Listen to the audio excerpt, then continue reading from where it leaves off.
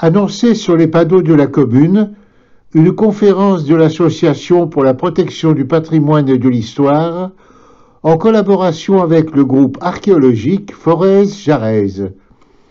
Pour le président de la PPH, Gilbert Herlot, le thème de la conférence, les athésuis, vient élargir les domaines intéressants pour l'association, d'autant que l'archéologie n'est pas si loin de l'histoire, comme le précise Pierre Bernard en fixant également les limites de son exposé. C'est qu'en matière d'archéologie aujourd'hui, on n'a plus guère le droit de sortir avec son piochon, on n'a même plus le droit du tout. Donc c'est surtout de l'histoire qu'on fait en archéologie.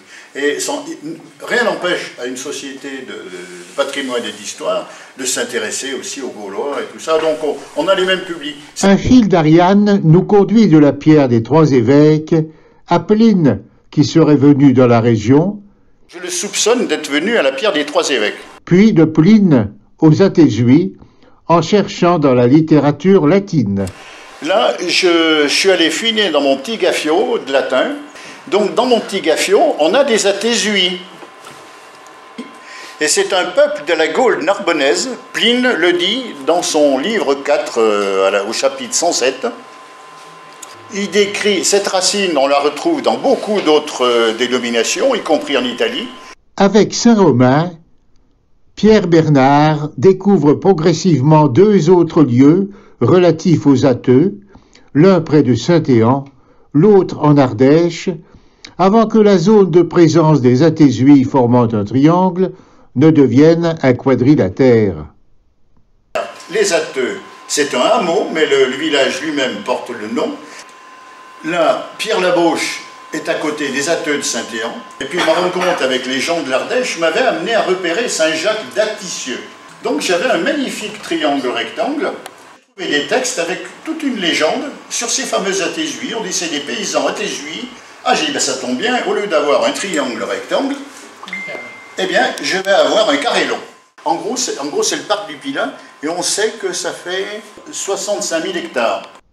En parcourant les siècles au travers de ses nombreuses lectures, Pierre Bernard a découvert la trace de Gaulois dans la région et déjà dans l'Antiquité, où l'historien Strabon mentionnait cette population et le mont du Pilat comparé à l'Olympe.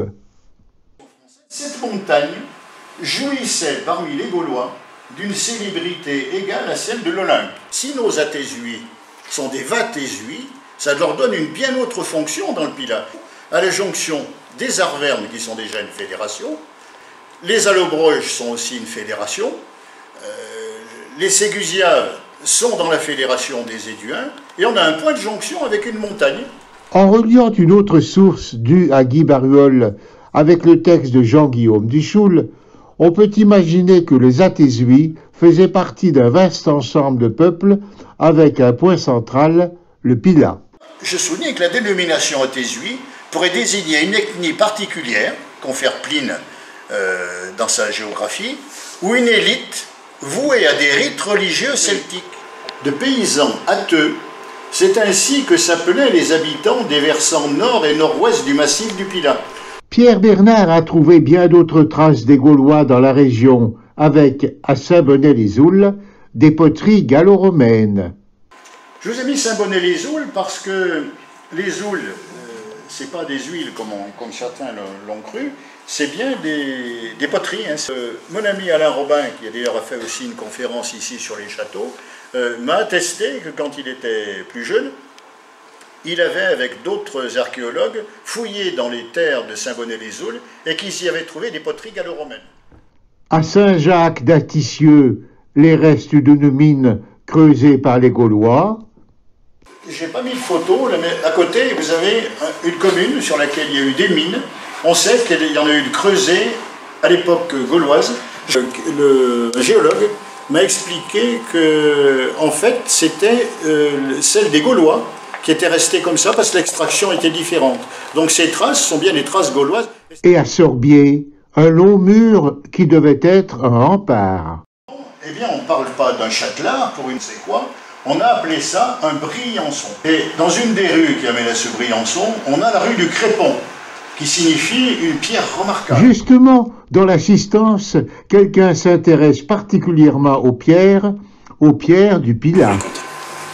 Donc, des pierres et des hommes, on a créé l'association, ça fait 2 ans maintenant, et l'objectif qui est très clair pour nous, c'est d'inventorier dans le Pilat tout ce qui n'a jamais été fait. Aujourd'hui, on en est à plus de 1500 tas de pierres inventoriées. Voilà, c'est autour du verre de l'amitié que se termine ce voyage à travers le temps et l'histoire. Certains songent peut-être déjà aux prochaines promenades qui les conduiront sur les chemins du Pilat, avec le souvenir des Gaulois et des atheux.